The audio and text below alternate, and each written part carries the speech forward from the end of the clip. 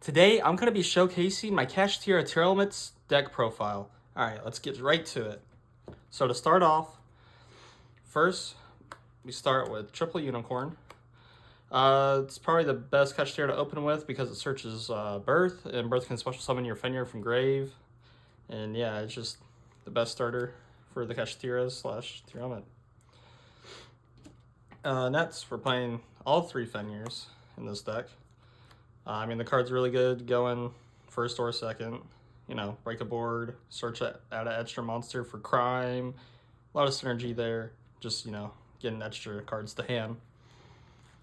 Alright. Next, I'm playing 3 Rhino Heart and not 2.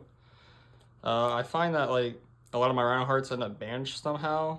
And I just always like to have at least 1 engrave to be able to, you know, fusion summon into the big guy, Kaleido Heart and whatnot.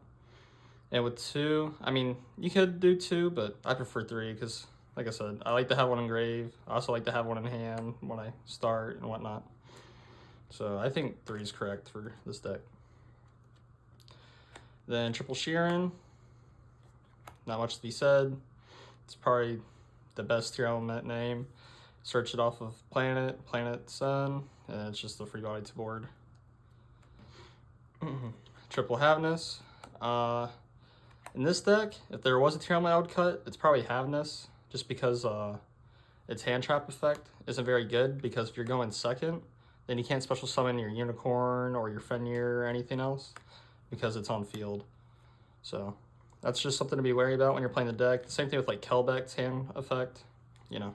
You just want to make sure you don't mess up your plays too bad where your Kashtiras can't get on board. Then we got Triple Merly. I mean, it's, you know, mill 8 combo or 11 with Scream Up. It's just really good. You can send off a Sprint, it mates Elf for protection. Merly does everything. It's really good. And then I am playing a Shizu in this deck as well. So I got Triple Keldo, which is like the best one. And then Triple Mud. And then I'm also playing Triple Kelbeck. I'm not playing a Guido at all. I don't know, because I don't like to blind mill anyone or anything, because it just leads to bad, you know, interactions and whatnot, and probably slows down your board when you can just make a full board that stops people, if you've seen my test hand before. And then Guido also, sure, it gets out at extra 4 or whatever, but like, I don't know, by then it just doesn't matter because your other cards are doing so much. And like I said with Kelbeck and Havness, you got to be wary when you use their effects from the hand, because it contradicts the Kashtira's special summon effects. Now, if you have a Birth in hand, then I wouldn't be too worried about it.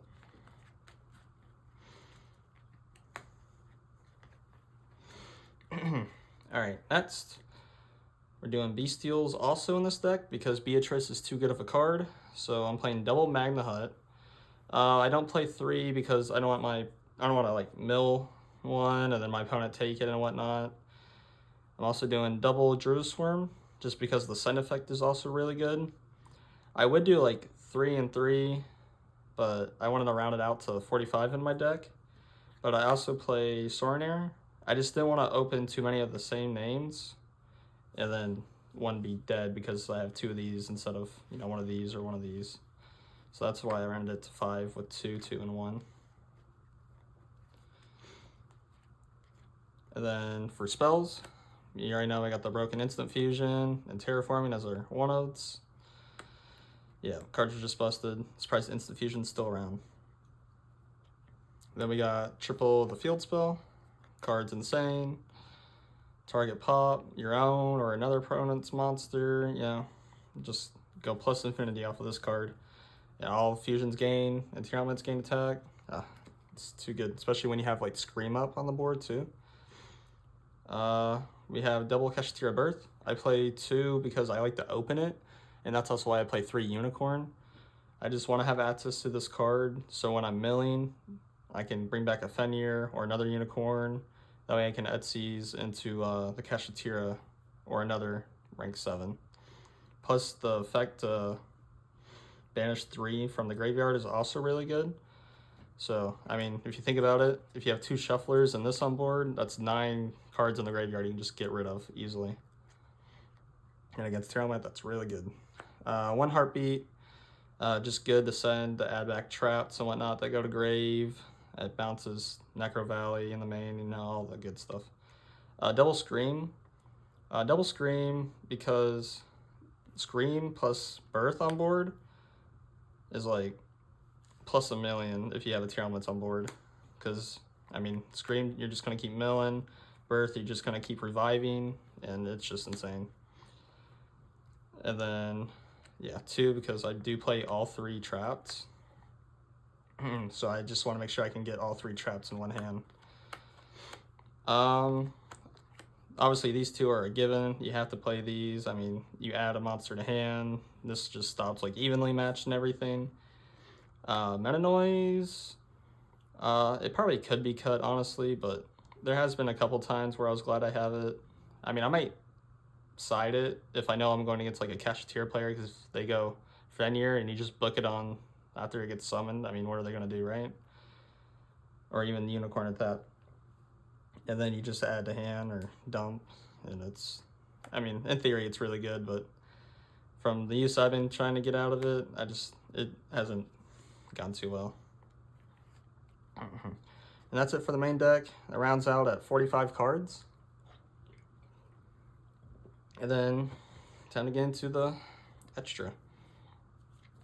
So to start off with fusions, we got Root Kalos, Kit Kalos, and Kaleido Heart for pretty much, you know, tier fusion monsters. Usually end up with the Root Kalos on board. Kit, you know, it's just really good, gets you almost anything. I want to find room for a second kit because it tends to get banished a lot, or maybe side one just for matchups where I know it's going to get banished and whatnot. Which, I mean, if you went first and you were at least able to use it once, I mean, usually you still end up winning just because Kaleido Heart's too good. But, yeah. And then Dracostapelia, Garua, and Muddragon. Gorilla, it's good to draw a card. It's also good for making Beatrice. So if I didn't play the Bystial engine, I probably want to play Garua, then this would just be another Etsy's or another big thing that the Kashtiras could make. But I just feel like Bystials are too good in this format to not play in the main deck at all. So still play the Garua. Link monsters, we got the Dark Charmer. This card doesn't come up too often for me in this deck, but in theory it's still really good. You know, taking someone's like big fusion monster or one of their combo pieces just to take it and then link it off into like Elf or Sprint. So these are the 3 Link 2 monsters I play. Elf is a given. I mean, protects for targeting effects. Sprint is really good in this deck because you end on the Kashtira Etsy's monster, and you can use its effect to detach to bounce. So this does add as another interruption in this deck. So sometimes I'd just make Sprint over Elf just because I want that effect to go off. And then big ol' Link 3, we got the BLS Link just because we're playing 7s. You know, he's really hard to out, can't be targeted or destroyed by card effects. I mean, the only way they can really get it through it is just running it over, but by then you usually have it at like 4,500 or something, or you used it to break their board enough where they probably just can't come back in a turn. And then you just go in. All right, and then into the Seas, we got Abyss Dweller, just shuts off Graveyard. Babushka, just in case you know, everyone breaks every once in a while, just free turn skip almost. And then that's it for the 4s. Sometimes I wish I played a different one just because I end on so many monsters, you know, because we're playing such a big combo deck. But, you know, you only have so much room in this deck. And then we have Beatrice, and then we have the Kashtira, and then Zeus. Beatrice is just too good to send anything. So, like, even if you combo and you didn't get a Fenrir in graveyard, but you still have, like, the Birth and whatever, you just Beatrice, send it, Birth it back, and then make this guy. And then you have a Beatrice and a Kashtira on board. And usually with this kind of line, you also have the elf to protect your Beatrice as well.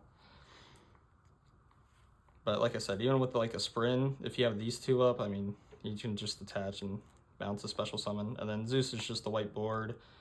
If you ever think about cutting Zeus, just remember this thing can just wipe the field from all the floodgates that are there and whatnot. It's just too good not to play. It actually won me a game the other day.